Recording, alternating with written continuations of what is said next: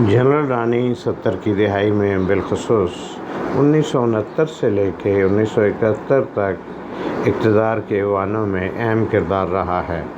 इस किरदार का नाम तो अक़लीम अख्तर था और ताल्लुक़ पंजाब के शहर गुजरात से, मगर जनरल रानी के नाम से मशहूर हुई। उसकी बैकग्राउंड ये है कि चूँकि इनकी एसोसिएशन उस वक्त के मिलिट्री डिक्टेटर और हुक्मरान याह्या खान से थी, इसलिए इनको अक़लीम अख्तर की बजाय जनरल रानी के नाम से पुकारा जाने लगा।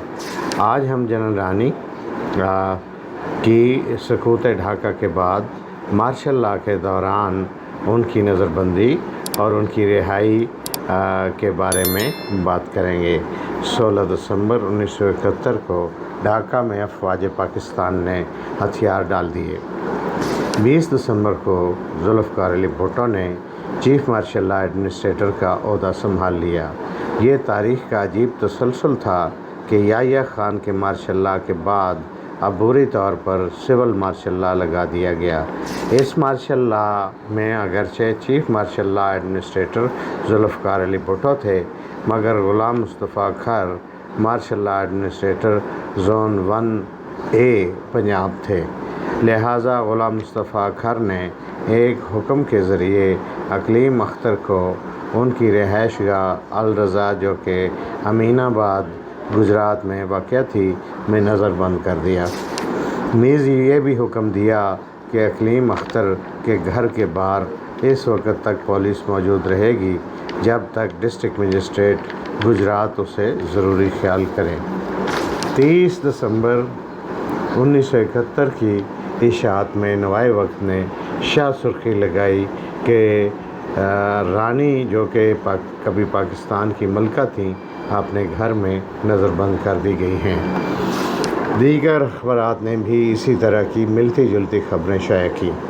जनवरी 1972 के पहले हफ्ते में पाकिस्तान टेलीविज़न पर अक़लीम अख्तर रानी और दीगर ख़वातीन की तस्वीरें दिखाई गईं और बताया गया कि इनके ज़रिए ऐसे लोगों को जो नाअहल और गैर मुस्तहिक़ थे कारोबारी फैसिलिटीज़ यानी रियायतें दी गईं। मार्शल लॉ के हुक्म में जनरल रानी पर यह भी पाबंदी आयद की गई कि वो ऐसा कोई बयान नहीं देंगी जिससे पाकिस्तान के दिफा और सालमियत को ख़तरा हो। अगरचे अक़लीम अख्तर रानी को दिफा पाकिस्तान या सालमियत पाकिस्तान के ख़िलाफ़ कुछ कहने से रोकना मकसूद नहीं था, बल्कि बेगम अक़लीम अख्तर रानी को मौजूदा हुक्मरानों के मुबैना राज़ों से पर्दा चाक करने से रोकना था, जो क़बल अज़ी याह्या खान तक रसाई के लिए उन्हें बतौर ज़रिया इस्तेमाल करते थे। अक़लीम अख्तर रानी ने अपनी नज़रबंदी को चैलेंज करने के लिए उस वक़्त के मारूफ़ कानूनदान जनाब SM ज़फ़र साहब को अपना वकील मुकर्रर किया।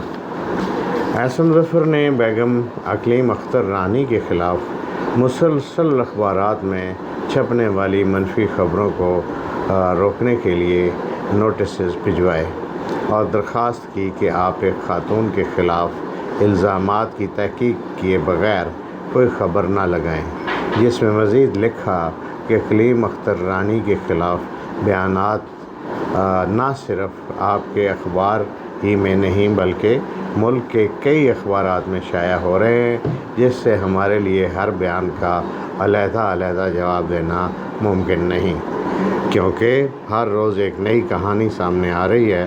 बहर कैफ हम आपको इतला देना चाहते हैं कि अक़लीम अख्तर रानी एक शादीशुदा खातून है।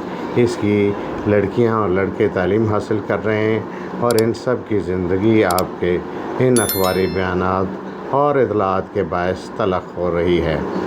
हमारी मालूमात के मुताबिक अक्सर बयानात जो अखबारात में अब तक आए हैं गलत और बेबुनियाद हैं, और हमारी मौकला आपको यकीन दिलाना चाहती है कि इन ख़बरों में गलत बयानी और मुबालगा आराई का बहुत बड़ा अंसर शामिल है। SM ज़फ़र फरमाते हैं कि हमें बखूबी अंदाज़ा हो गया कि अक़लीम अख्तर रानी को फ़ौरन रिहा नहीं किया जाएगा, लिहाजा मार्शल लॉ की मौजूदगी में कायम शुदा माहौल और फ़िज़ा में अदालत से रजू करना दुरुस्त न था। چونکہ ریڈیو اور ٹیلی ویژن میں بھی ایک دو خبریں روز رانی کے بارے میں یا کے حوالے سے جاری کر دیا کرتے تھے۔ ان حالات میں رانی کی رہائی ایک بہت بڑا چیلنج تھا۔ بیگم اقلیم اختر عرف رانی نے اپنے ایک تاریخی خط میں لکھا کہ میری دوستی یحییٰ خان سے زیادہ تو بھٹو صاحب سے تھی۔ 1 سال سے وہ میرے آگے پیچھے رہے، میں ان کے لیے دعوتوں کا اہتمام کرتی رہی۔ یاد رہے اس وقت بھٹو صاحب چیف مارشل لا ایڈمنسٹریٹر تھے جب یہ خط لکھا گیا اور رانی نظر بند تھیں۔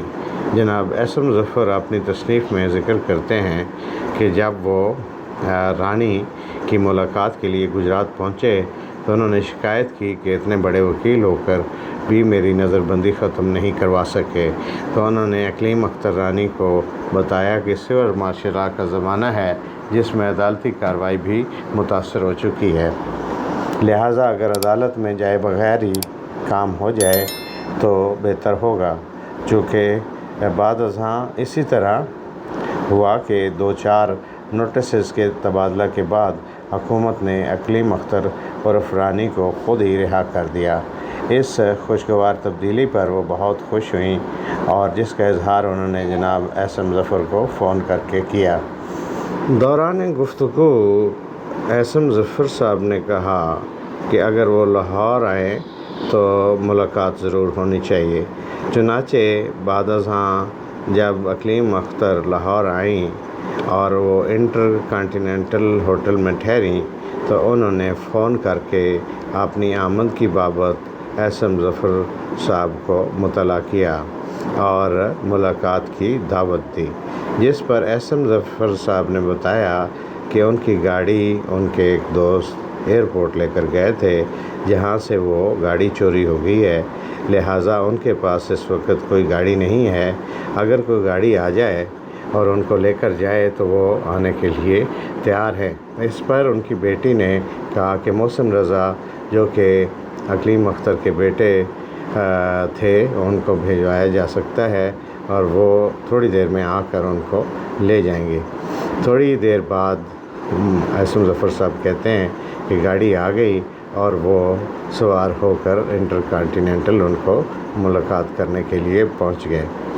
ملاقات کے بعد جب انہوں نے رخصت چاہی تو اگین محسن اختر جو ان کے بیٹے تھے اسی گاڑی میں وہ ان کو بٹھا کر ان کے گھر لے گئے۔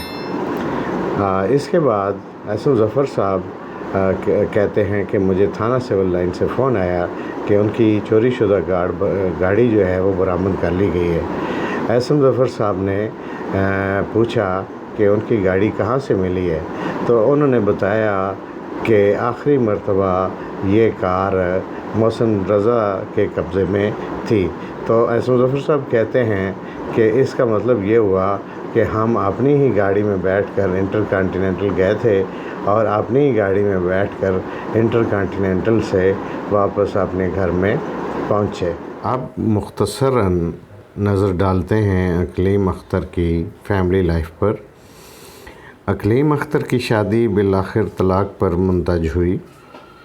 اقلیم اختر کی شادی کا ڈرامائی انجام اس کی زندگی کا ٹرننگ پوائنٹ ثابت ہوا۔